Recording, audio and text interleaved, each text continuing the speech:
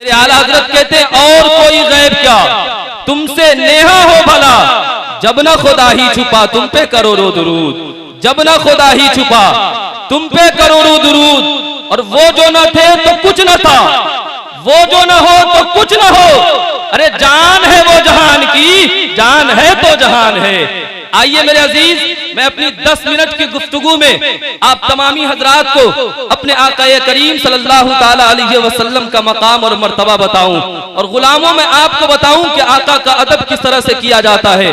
पहले तो बात आप एक ये समझ लें कि बहुत सारे ऐसे लोग हैं जिन्हें ये पता नहीं होता कि बुजुर्गों के चौखट पे हाजिरी कैसे दी जाए, उनके चौखट पे फातिया कैसे पढ़ी जाए।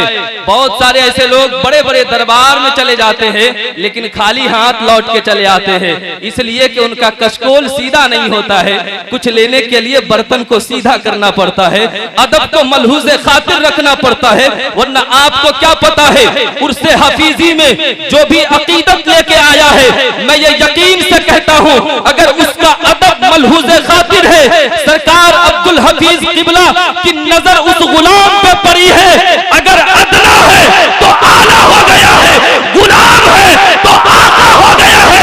इसलिए कि इस चौखट को निस्बत किसी और से नहीं है, इस चौखट को निस्बत सरकार सुल्तानी की है, निस्बत से है, जिसे जिसे हम सभी है गौसे आजम कहा जाता है, जिसे दुनिया वलिये कामिल कहती है, जिसे दुनिया पीरे कामिल कहती है, जिसे दुनिया कुतुबे आलम कहती है। और सारे लोग जब ये कहकर यहाँ पहुंच जाते हैं तो ये झूम कर कहते हैं कि तेरे अली के फैज का दर है खुला हुआ है, कादरी फकीरों का मेला।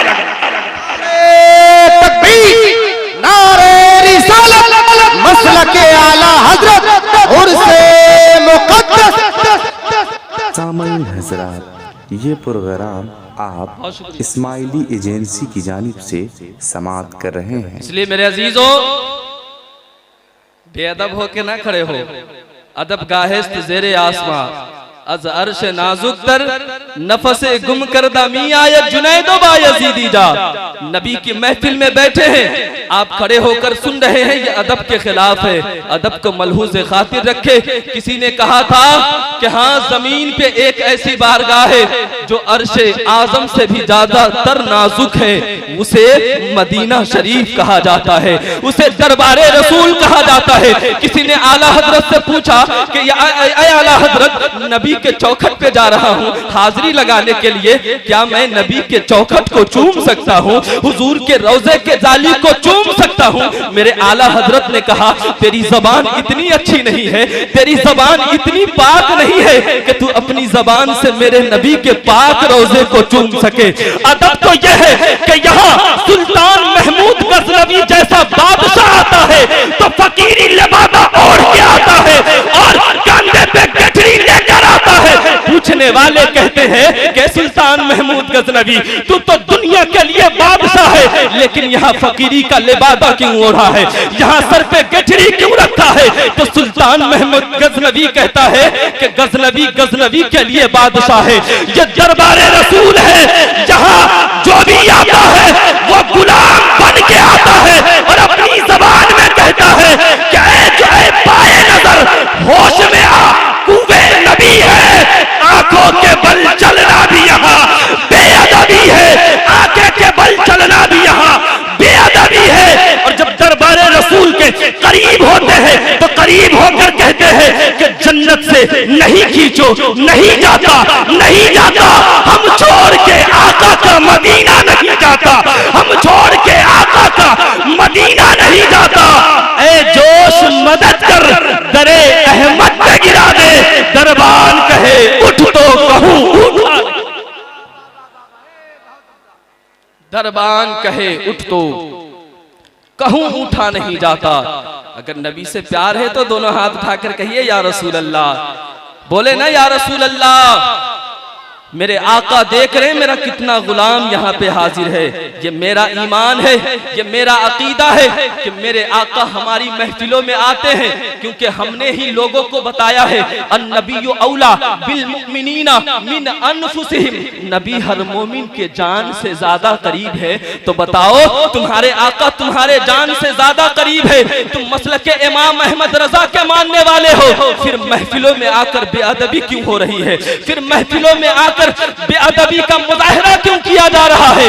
अगर नबी से प्यार है तो जुन्नून मिस्री के तरह प्यार करो, जो मिस्र के रहने वाले थे, लेकिन प्यार इतना सच्चा था, अकीदा इतना अच्छा था, मोहब्बत इतनी तगड़ी थी कि जब जुन्नून मिस्री का इंतकाल हुआ तो मेरे आका करीम सल्लल्लाहु ताला अलैहि वसल्लम मिस्र के अंदर न जाने कितने औलिया के ख्वाब में तशरीफ लाए। सारे औलिया कहते थे या रसूल अल्लाह ये मेहरबानी कैसी है, ये अता कैसी है? हम तो बरसों से दिल में ये ख्वाहिश रखते थे कि एक बार मेरे आका के चेहरे का दीदार हो जाए, एक बार अपनी इस गुनाह आंखों से, इस पापी आंखों से अपने आका का दीदार कर लूं। ऐ मेरे आका बात समझ में नहीं आ रही है, आज आप सब वली के ख्वाब में तशरीफ ला रहे हैं। तो मेरे आका ने कहा था ऐ लोगों, ऐ सवाल करने वालों, आज मैं बार बार मिस्र के अंदर इसलिए आ रहा हूं कि आज मेरा एक दीवाना दुनिया छोड़ के आया है।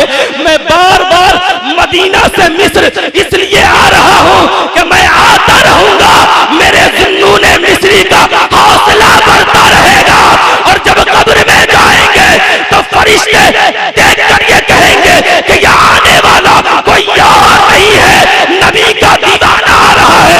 तभी तो किसी शायर ने कहा कि ज़मीन मैली नहीं होती, ज़मन मैला नहीं होता, अरे मोहम्मद के गुलामों का कफन फैला।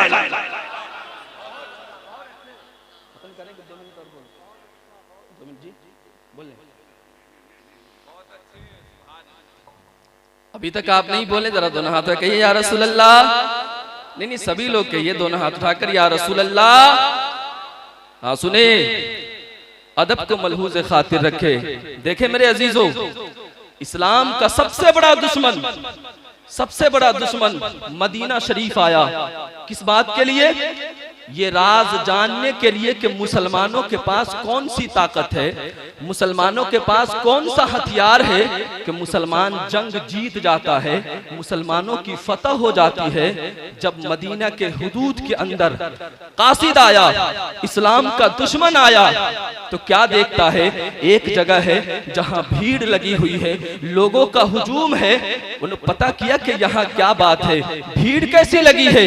तो किसी कहने वाले ने कहा कि यहाँ आमना का दुलारा रब का महबूब मोहम्मद अरबी वजू फरमा रहे हैं, मोहम्मद अरबी वजू फरमा रहे हैं, और उनके साथ जो भीड़ तुम देख रहे हो, मोहम्मद रसूलुल्लाह कभी हाथ मुबारक को धो रहे हैं, कभी अपने मुँह मुबारक से कुल्ली फरमा रहे हैं। ये उनके चाहने वाले हैं, मोहम्मद रसूलुल्लाह के वजू किए हुए पानी को जमीन पे नहीं गिरने दे रहे हैं, एक कतरा भी जमीन पे नहीं गिरने दे रहे हैं। ये सारा का सारा मंजर इस्लाम का दुश्मन मदीना के अंदर आकर देख रहा है। वो मेरे नबी से प्यार करने वालों, आज उर्से हफीजी से ये पैगाम लेकर जाओ और अपने दिल के दरीचे पे मेरे इस जुमले को लिख लेना कि जिसने भी मुस्तफा के अदब को अपने दिल में जगह दिया है, जमाने में हर जगह वो कामयाब हो गया है। कोई सलाहुद्दीन अय्यूबी बन के चमका है, कोई नूरुद्दीन जंगी बन के चमका है, कोई ख्वाजा मोइनुद्दीन अजमेरी बन के चमका है, कोई गौसे आजम जिलानी बन के चमका है,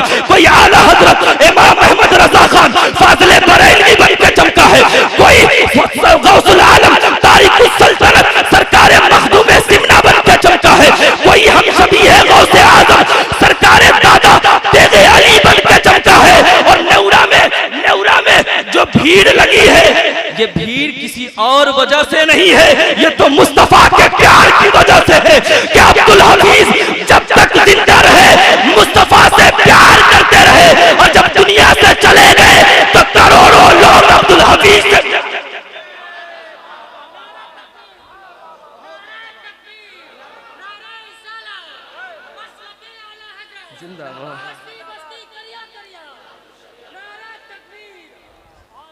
इसलिए मेरे अजीजों, वो कासिद मदीना से लौट कर वापस गया, गौर से सुनिएगा, लौट कर वापस गया।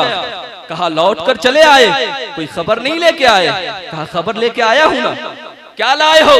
बताओ मुसलमान कैसे फतह पा लेता है, मुसलमान कैसे जीत जाता है, मुसलमान के पास कौन सा हथियार है।